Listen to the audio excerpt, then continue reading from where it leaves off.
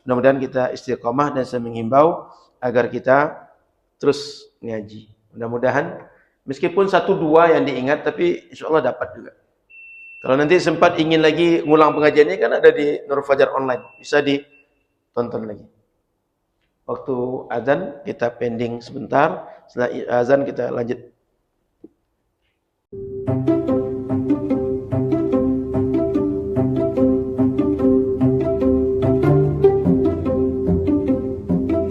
Assalamualaikum warahmatullahi wabarakatuh.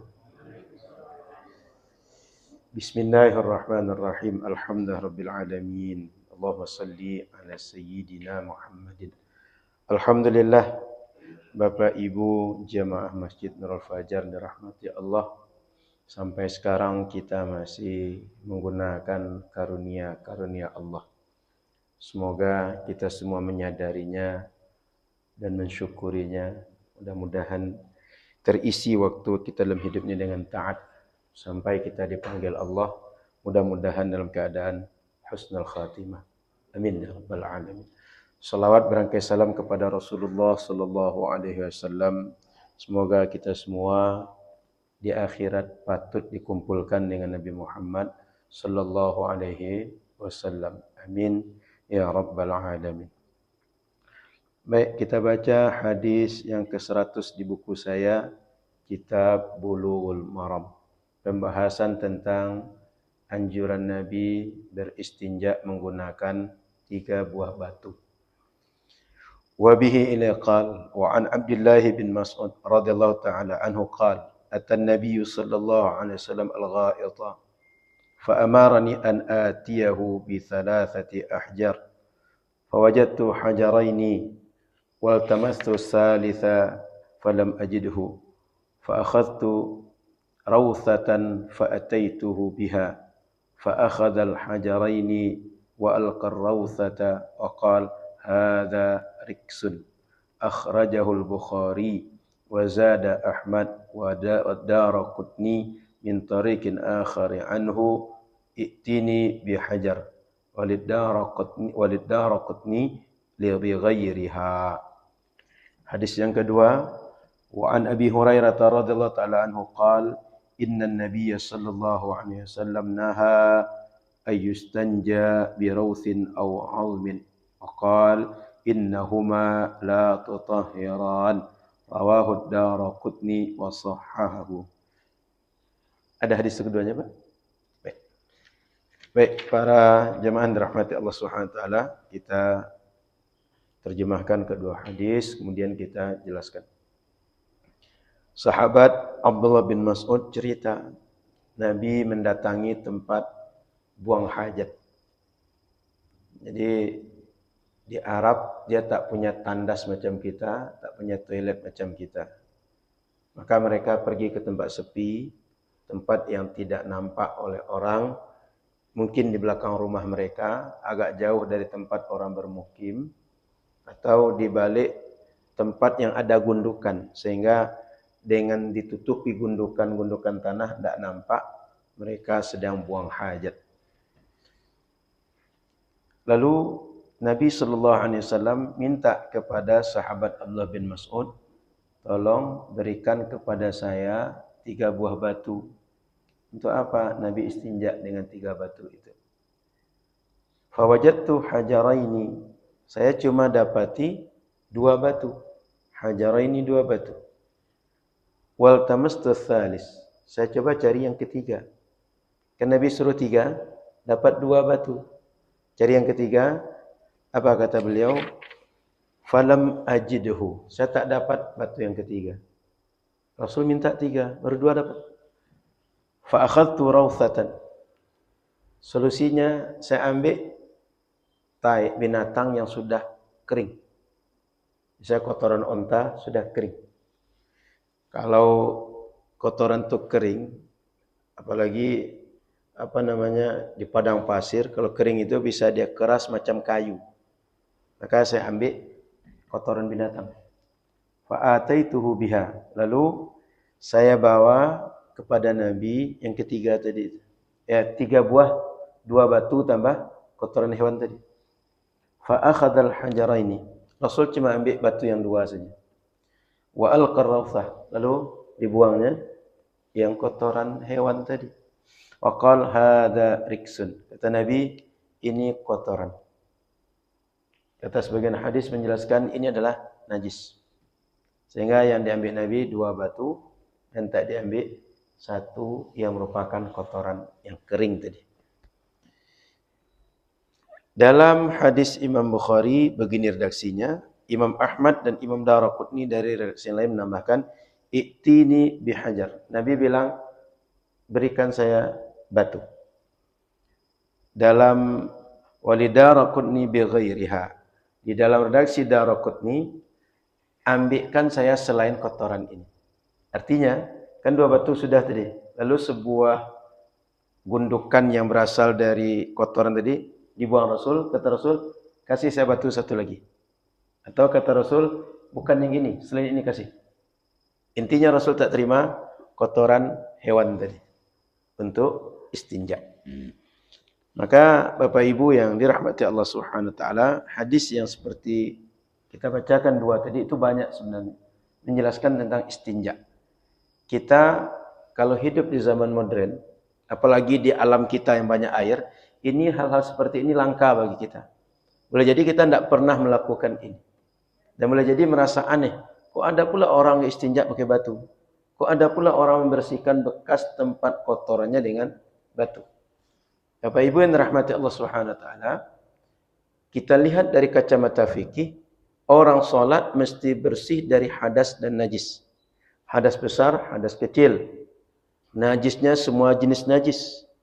Saat kita buang air besar atau buang air kecil, itu najis keluar. Maka mohon maaf, tempat keluarnya, kulit tempat keluarnya itu pasti kena najis yang keluar. Supaya kita solat tidak membawa najis, karena sebab keluarnya najis dari badan kita ini, dibasuh dengan air. Atau istinja dengan batu. Itu kenapa mesti istinja, kenapa mesti basuh dengan air. Supaya tempat keluar kotoran itu, karena dia pasti kena kotoran, itu mesti dibersihkan. Kalau tidak, berarti kita sedang membawa najis di badan kita, lalu kita solat dengan badan bernajis. Tidak sah solat kalau kita bernajis. Itu makanya istinja dilakukan, itu makanya orang cebok kalau bahasa kita dengan air. Kemudian Bapak Ibu yang dirahmati Allah Subhanahu wa taala, apa yang bisa kita ambil dari hadis ini? Poin pertama, Nabi sallallahu alaihi wasallam dalam sebagai riwayat ada penjelasan yang mirip dengan itu. Apa dia? Naha an nastanjiya bi aqalla min 3 ahjar. Nabi melarang kalau istinja enggak boleh kurang dari 3 batu. Maka dari hadis yang 2 tadi tambah hadis tambahan yang saya bacakan terakhir ini, orang kalau ingin benar istinjanya menurut fikih Islami mesti menggunakan 3 batu. Atau 1 batu tapi 3 sudut. Yang setiap sudut ketika digunakan tidak pindah kotoran ke sudut yang lain. Anggap nih, mohon maaf nih, anggap nih batu punya sudut, nih 1, nih 2, di belakang nih 3. Yang masing-masing ketika mohon maaf dicongkelkan, yang 2 yang ini enggak kena. Kita congkelkan lagi dengan sudut yang lain, tambah bersih. Congkelkan 1 lagi, menjadi terhapus semua sisa kotoran yang nempel di tempat keluar najis. Jadi 3 batu atau 1 batu punya 3 sudut. Kalau kita ingin istinja sesuai dengan fikih Islami yang diajarkan Rasulullah SAW dari hadis-hadis. Maka Bapak Ibu yang dirahmati Allah, kalau kita belajar dalam buku fikih kita tentang istinja, Nabi suruh 3 batu. Dalam fikih para ulama katakan 3 batu atau 1 batu 3 sudut. Dasarnya hadis yang kita baca ini. Sehingga saya kembali mengulang bahwa fikih yang kita pelajari itu hasil kajian ulama kepada penjelasan Quran dan penjelasan hadis. Hanya saja kita tak hafal semua hadis terkait bab yang dibahas. Maka kita tak cukup untuk menjelaskan mana yang dimaksudkan oleh Quran, mana yang dimaksudkan oleh hadis. Ulama, mereka hafal banyak hadis.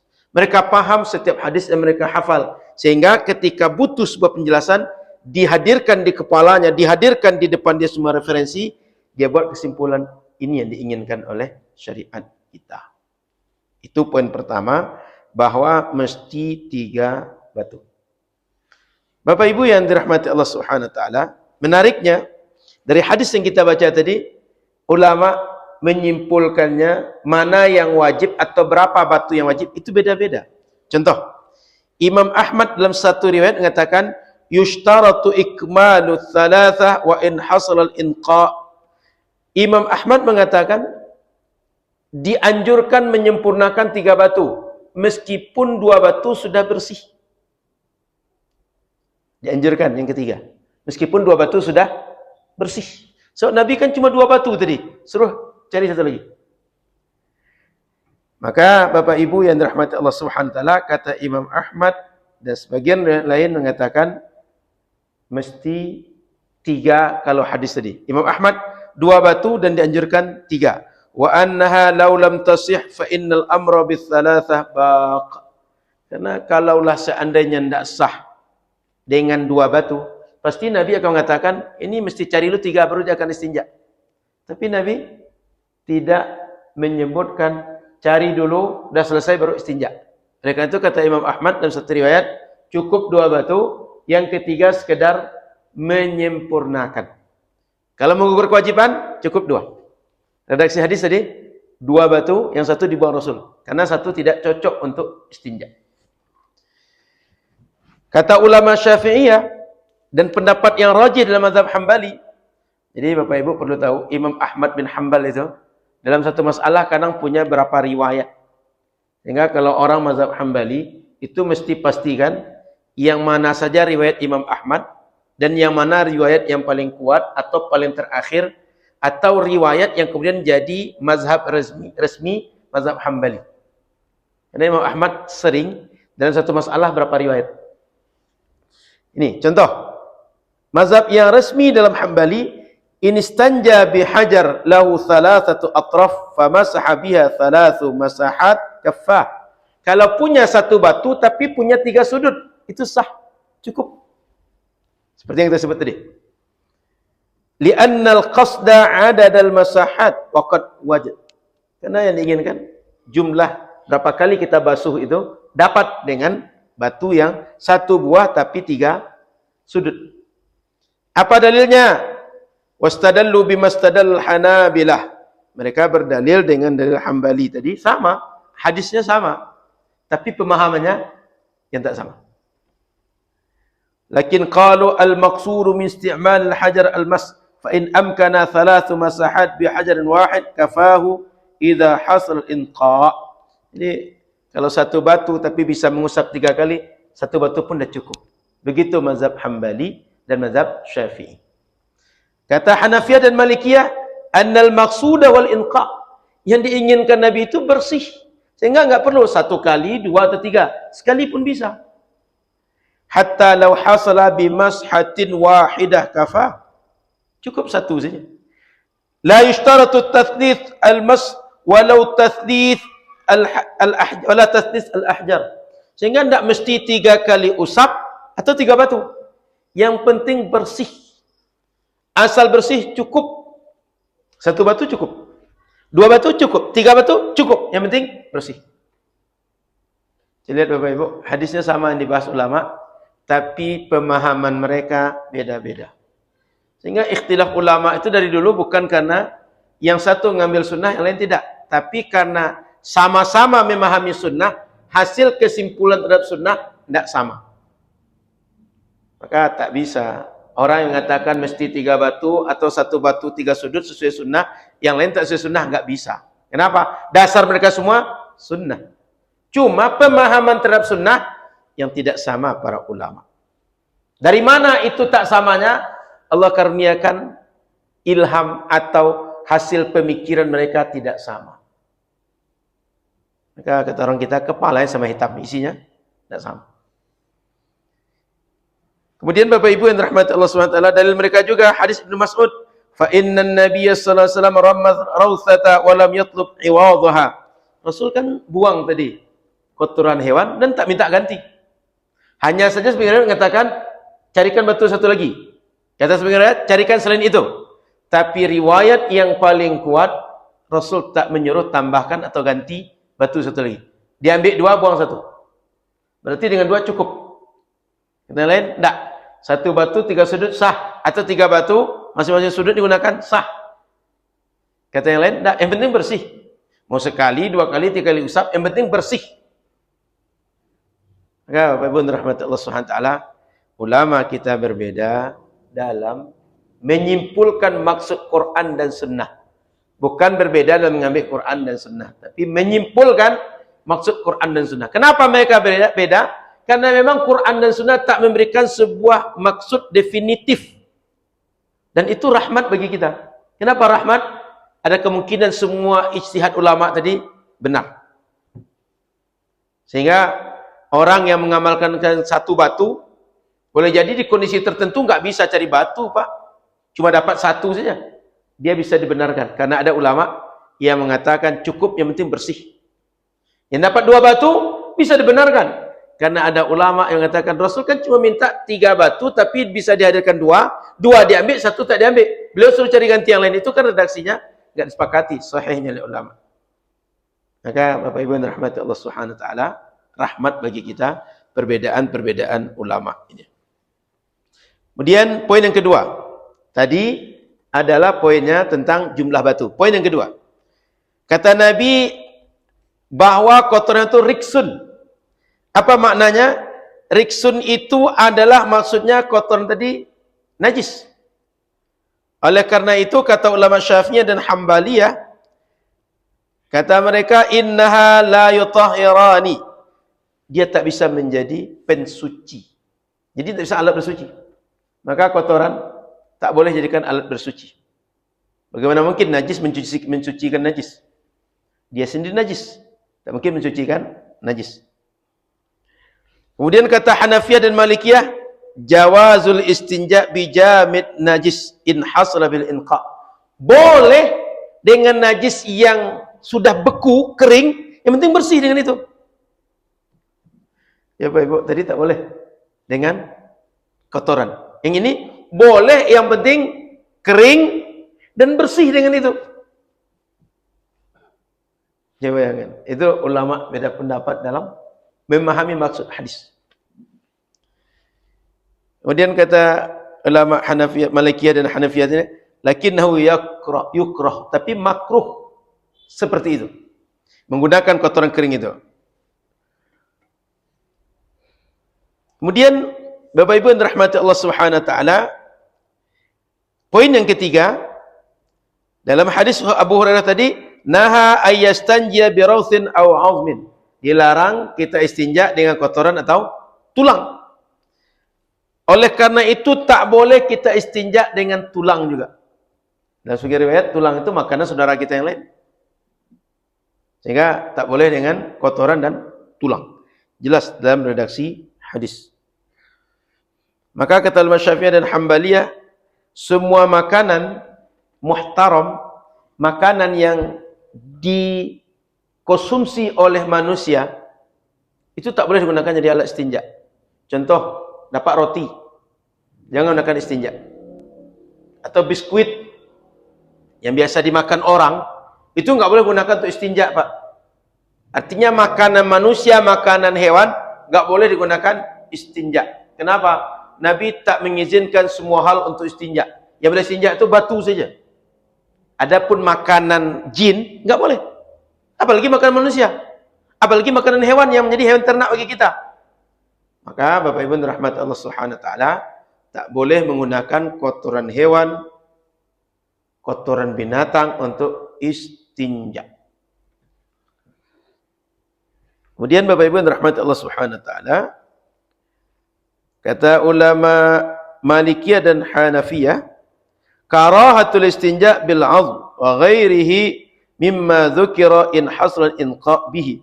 Makruh menggunakan tulang dan selain tulang kalau seandainya bisa bersih dengan tulang atau selain tulang. Jadi makruh saja, kata Malikiyah dan Hanafiyah. Kata Syafi'iyah enggak sah, enggak boleh. Wa tasihhus shalah. Kata Malikiyah dan Hanafiyah, sah salat kita kalau menggunakan istinja itu dengan tulang. Padahal di hadis ini katakan enggak boleh. Kata Malikiyah, enggak boleh itu maksudnya makruh, bukan haram.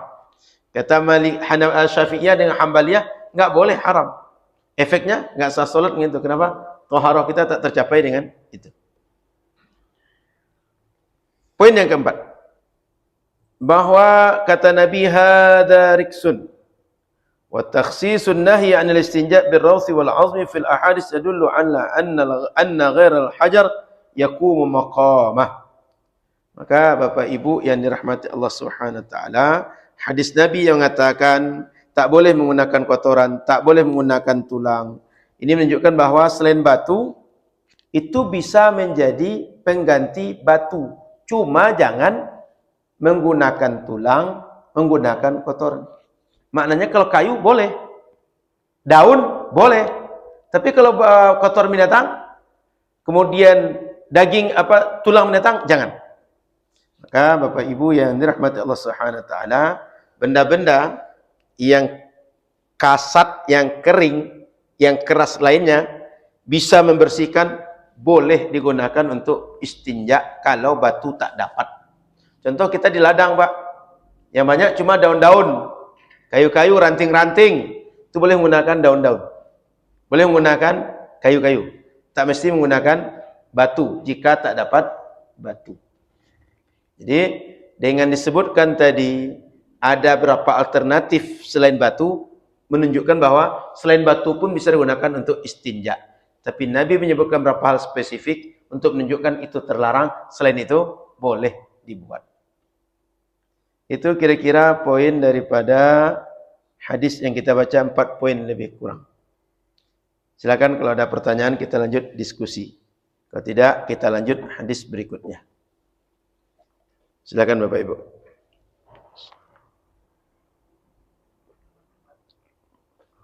Silakan.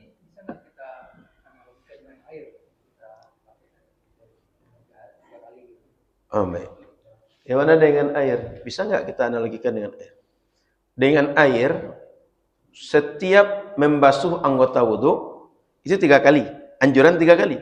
Maka, prinsip dasarnya, ketika kita istinja dengan air, seproporsional mungkin. Saya enggak ingat apa sudah kita baca hadis sebelum.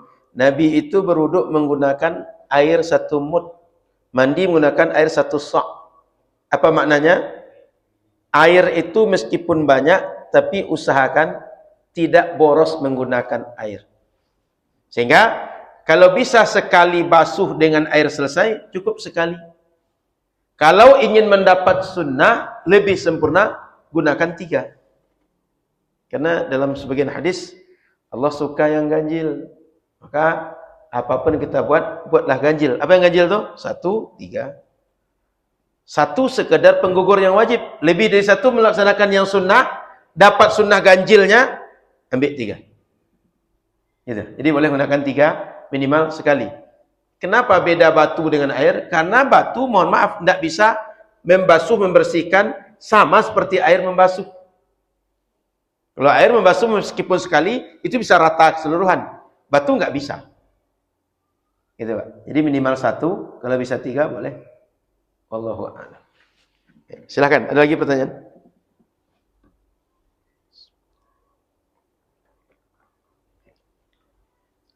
Kalau tidak, kita lanjut hadis berikut.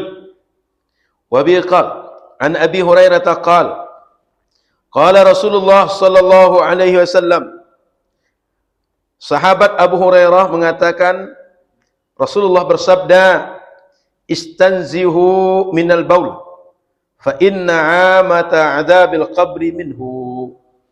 Istanzihu, usahakanlah kalian hindari kencing atau percikan kencing, atau kalian akan kena apa saja yang bagian-bagian daripada urin manusia, kencing manusia.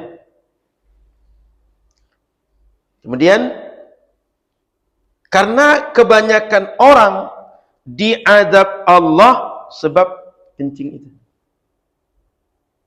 Kenapa maksudnya? Orang tak hati-hati. Karena tak hati-hati, maka dia bawa najis sehingga solatnya tidak sah. Ibadahnya tidak sah. Apa sebab? Tak terpenuhi syarat sahnya. Karena kencing terbawa juga di badan, terbawa juga di pakaian. Sedangkan syarat sah solat itu, syarat sah ibadah yang tertentu itu mesti bersih dari hadas, bersih dari najis. Ini najis terbawa juga. Kemudian kita merasa sudah menggugurkan ibadah, sudah melaksanakan ibadah yang diinginkan syariat, tapi tak terpenuhi syaratnya. Nah, sebelum saya lanjutkan hadis ini, saya ingatkan juga, solat ada rukunnya. Ada rukun sifat bacaan, ada perbuatan. Maka pastikan setiap rukun itu kita sempurna melaksanakan. Minimal standar paling bawah rukun itu sudah dianggap dikerjakan menurut syariat, itu dapat oleh kita. Sehingga baca Fatihah pastikan benar. Oleh karena itu kalau ada yang sampai sekarang belum bagus bacaan Quran, belum fasih baca Quran, usahakan untuk belajar gimana bisa baca Quran dengan benar. Minimal Al-Fatihah. Karena Fatihah akan dibaca dalam salat dan itu rukun salat. Sudah itu ketika kita misalnya rukuk, pastikan rukuk kita sesuai diinginkan syariat. Ketika sujud, pastikan sesuai dengan sujud. Ketika membaca bacaan tasyahud yang menjadi rukun, pastikan semua bacaan itu benar. Karena kalau tidak berarti tak terpenuhi rukun dan syarat dalam salat kita. Itu Bapak Ibu. Lanjut pada hadis. Walil Hakim min hadits Abi Hurairah marfu'a. Ada di situ. Dalam riwayat Imam Hakim, hadisnya marfu'. Aktsara adzabil qabri minal baul. Kebanyakan azab orang yang di dalam kubur itu, ketika dikubur dia diazab Allah sebab air kencing. Wa huwa sahihul isnad, hadisnya sahih isnadnya. Hadis pertama rawahu Daraqutni, diriwayatkan Imam Daraqutni. Bapak Ibu yang dirahmati Allah Subhanahu wa taala, hadis ini sebenarnya banyak riwayatnya. Tapi cukup dengan berapa riwayat yang kita baca tadi. Di antaranya ada hadis yang terkenal, marra Rasulullah sallallahu alaihi wasallam bi qabraini. Rasul lewat di Madinah. Ketika itu ada dua kuburan yang dilewati Rasul. Lalu kata Nabi, innahuma yu'adzabani. Kedua orang yang dalam kubur ini sedang diazab. Wa ma yu'adzabani fi kabir. Diazab bukan karena dosa besar. Kana ahaduhuma la yastatiru min baulih. Di antara dua tadi itu, satu di antaranya dosanya, waktu di dunia dia tak menghalangi dirinya daripada percikan atau air seni kena kepada dirinya. Wa ammal akharu fakana yamshi bin namimah. Yang kedua kerjanya adalah mengadu domba orang. Kemana-mana dia adu domba. Itu hadis terkenal. Maka Bapak Ibu yang dirahmati Allah Subhanahu wa taala, kita sudah banyak mendapati hadis itu, tapi babnya berbeda dengan bab yang kita bahas malam hari ini. Intinya, riwayat hadis tentang ini banyak. Baik, Bapak Ibu yang dirahmati Allah Subhanahu wa taala, poin pertama dari hadis ini adalah di alam barzakh atau dalam kubur manusia dapat nikmat atau azab kubur. Ini buktinya. Nabi bilang, innahuma la yu'adzabani. Keduanya diazab oleh Allah Subhanahu wa taala. Maka kalaulah tidak karena azab disebutkan dalam hadis ini, kita tak mungkin mengatakan ada azab kubur. Tapi disebutkan dalam hadis itu, keduanya sedang diazab. Kemudian Bapak Ibu yang dirahmati Allah Subhanahu wa taala, poin selanjutnya, hadis menunjukkan bahwa kotoran manusia najis. Pipis manusia itu, urin manusia itu najis.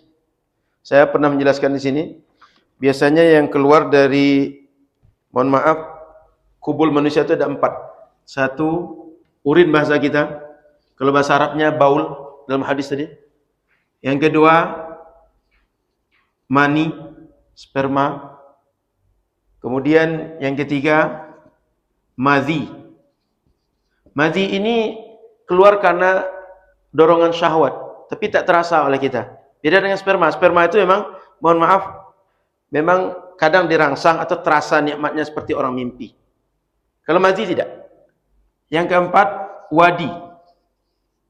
Wadi ini adalah orang karena kecapean, sehingga di ujung dia kencing itu, kadang keluar seperti warna putih, kadang kesat-kesat. Faktor capek badan biasanya. Nah, hanya poin 2 yang tak najis. 3 najis. Urin najis atau kencing najis, madhi najis, wadi najis. Bila kena badan kita atau pakaian kita oleh yang 3, mesti kita bersihkan. Kalau tidak, ada sah solat. Tapi kalau mani sempat dia kena pakaian kita, lalu tak kita bersihkan dulu, kita pakai langsung solat, itu sah solat kita. Dia tak najis. Cuma menyebabkan mandi besar. Kalau yang 3 tak mandi besar, tak mesti mandi, cukup bersihkan saja. Kalau mani mesti mandi besar. Nah, itu perbedaan masing-masing.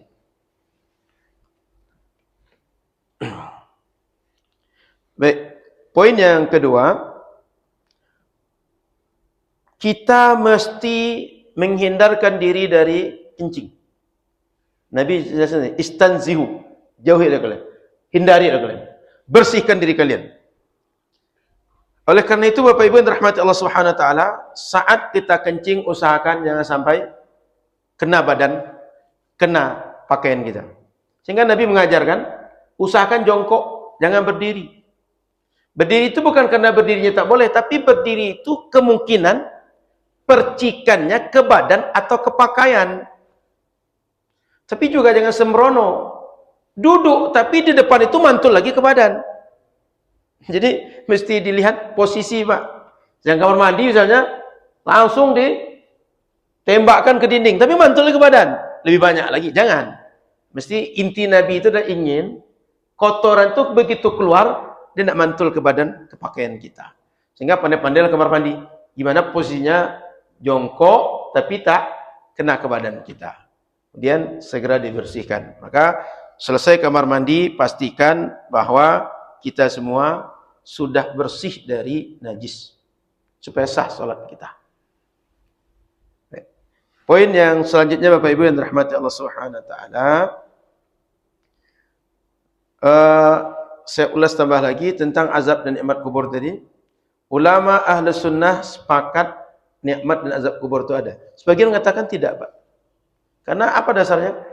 Kan kata hadis Nabi, manusia itu kan diazab nanti di akhirat, setelah dihisab.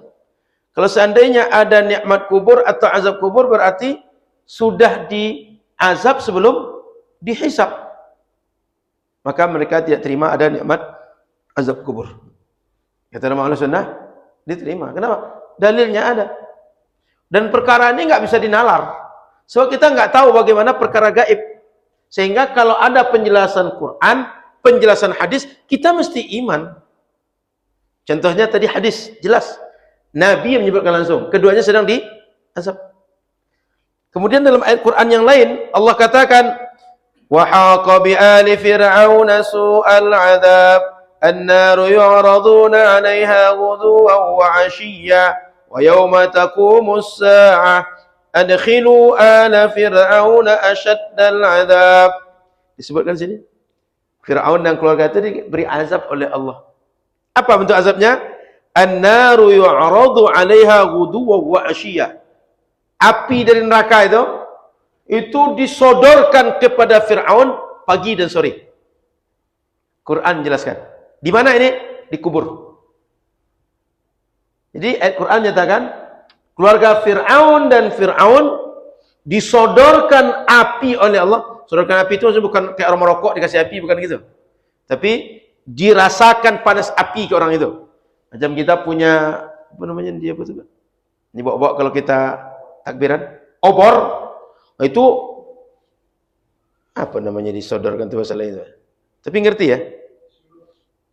Ya suluh itu disulutkan ke orang itu, supaya dia merasa panas pagi dan sore hari. Itu adalah terjadi di kubur. Jadi ada ayat Quran, ada hadis tadi yang menjadi keyakinan bagi ahli sunnah, nikmat dan azab kubur itu ada. Jadi ada nikmat azab kubur dan ada nikmat dan azab di surga dan neraka nanti. Dua. Maka Bapak Ibu yang dirahmati Allah Subhanahu wa taala, jelas dalilnya Quran dan sunnah. Memang perkara gaib itu nggak bisa dengan indrawi dan tidak bisa dengan nalar. Kenapa? Itu adalah bagaimana Allah memperlakukan hamba. Ya, kalau Allah memperlakukan hamba, kembali kepada Allah maunya bagaimana. Tahunya Allah bagaimana itu dari penjelasan Allah. Dari mana penjelasan Allah? Quran. Nabinya. Nabi kan ketika menjelaskan sesuatu itu tak berasal dari dirinya, tapi berasal dari Allah Subhanahu wa taala yang diwahyukan kepada Nabi sallallahu alaihi wasallam. Maka Bapak Ibu yang dirahmati Allah, ahlu sunnah sepakat ada nikmat dan adab kubur. Termasuk ada hadis Nabi yang lain, Pak. Siapa saja orang yang mendawamkan, arti merutinkan, baca 30 ayat. 30 ayat itu surah Al-Mulk, Pak. Setiap malam Allah akan menjauhkan dia daripada azab kubur. Maka di kita sebagai orang tua kita itu setiap malam baca Al-Mulk, Pak. Kenapa? Dapat hadis ini. Sehingga dalil yang menunjukkan adanya nikmat azab kubur itu banyak. Maka di antaranya ini. Kadang-kadang kita sudah seloroh. Jangan pelit-pelit betul. Nanti sempit kuburan itu nanti. Betul masyarakat kita bicara kita? Ya Pak ya? Kan ada bercanda itu kan? Jangan terlalu pelit. Nanti sempit kuburan tuh. Itu tak mungkin orang bicara itu kecuali dapat informasi bahwa nanti ada nikmat dan adab kubur. Sehingga dari dulu masyarakat kita sudah familiar dengan informasi itu. Maka hari ini orang kita kalau tidak familiar dengan hal seperti ini berarti kurang ngaji. Orang dulu ngaji. Baik ngaji pakai kitab bahasa Arab seperti kita ini atau kitab Arab Melayu. Tapi mereka ngaji, Pak. Dan memang ini satu kelebihan di semenanjung Melayu yang lain selain di kita. Itu mereka kalau belajar itu, kalau ceramah masjid itu pengajian kayak kita sekarang ini. Memang baca kitab. Sehingga hal-hal yang menjadi istilah dalam fikih itu lumrah. Hal-hal yang jadi istilah dalam hadis, dalam kajian Islam itu lumrah. Bahkan kadang-kadang istilah dari hadis, dari Quran itu menjadi istilah mereka pakai sehari-hari. Maka Bapak Ibu yang dirahmati Allah Subhanahu wa taala, kajian kita sudah berbasis kitab dan banyak bidangnya. Ini mesti kita lanjutkan. Karena kalau tidak, tak terasa ilmu kita bertambah, tak terasa informasi kita berbeda dengan yang sebelumnya. Ini kan dengan kita baca hadis dan istinja, pekan lalu kita baca tentang hadis, tak boleh orang yang tidak suci megang Quran. Hadis lagi tentang orang buang hajat tidak boleh menghadap dan belakangi kiblat. Kalaulah kita tak pakai kitab, kita akan dapat beda-beda pembahasan seperti itu. Sehingga ilmu kita, masalah yang kita bahas, itu akan beda-beda terus. Sehingga kalau kita nggak ngaji, ada informasi tentang Islam ini kita nggak dapat. Maka Bapak Ibu yang dirahmati Allah SWT, mudah-mudahan kita istiqomah dan saya menghimbau agar kita terus ngaji. Mudah-mudahan meskipun 1-2 yang diingat, tapi insya Allah dapat juga. Kalau nanti sempat ingin lagi ngulang pengajian ini kan ada di Nur Fajar Online, bisa ditonton lagi. Waktu azan kita pending sebentar, setelah azan kita lanjut